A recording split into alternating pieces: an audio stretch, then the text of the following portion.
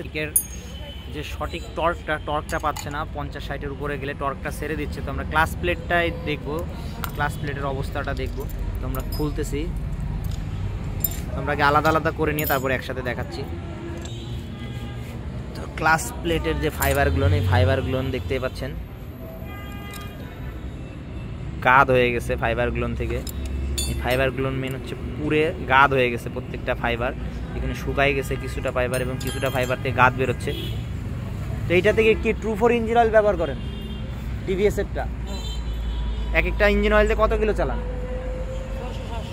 Sure? এত কম চালাইলে তো এই অবস্থা হওয়ার কথা না। ভালো মেনটেন করে ভাই বাইকটা, মোটামুটি 700-800 চালানোর পরে উনি ড্রেন দেয়। বাটির অবস্থা ক্যামেরায় দেখাচ্ছি। আমাদের ঘরে আরেকটা বাটি পাল্টাইছো না একটু আগে? বাটিটা নিয়ে আসো, দেখেন কি অবস্থা। এখানে ড্রেন হয়ে গেছে এক কথায়, ক্যামেরায় বোঝা যাচ্ছে। সচরাচর ক্যামেরায় বোঝা যায় না বাটিটা নষ্ট হইলে। এটার অবস্থা একদমই বাজে অবস্থা।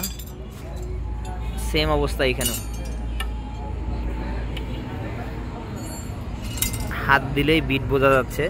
আর এটাই তো পুরো ড্রেন হয়ে গেছে খুঁজি। আর প্রেশার প্লেটটা মোটামুটি চলে, প্রেশার প্লেটটা অতটা পুড়ে নাই।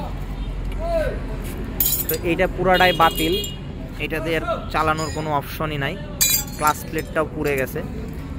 তো যাই হোক, মেন হচ্ছে এই বাইকের আমরা অন্যান্য কাজ করতেছি, জাস্ট আমরা চেকিং করে দিলাম, এটা চেঞ্জ করব না। ভাই এই সাথেই আছে, হয়তো ওনার একটু বাজেটের সমস্যা আছে। যাই হোক, এটা আমরা চেক করে দিলাম, পরবর্তীতে উনি চেঞ্জ করলে চেঞ্জ করে নেবে। তো এই অবস্থায় বাইকটা চালানো এক কথায় ঠিক না, বাইকে সঠিক টর্ক পাবেন না। তো আমরা সাইডটা এখন খুলবো।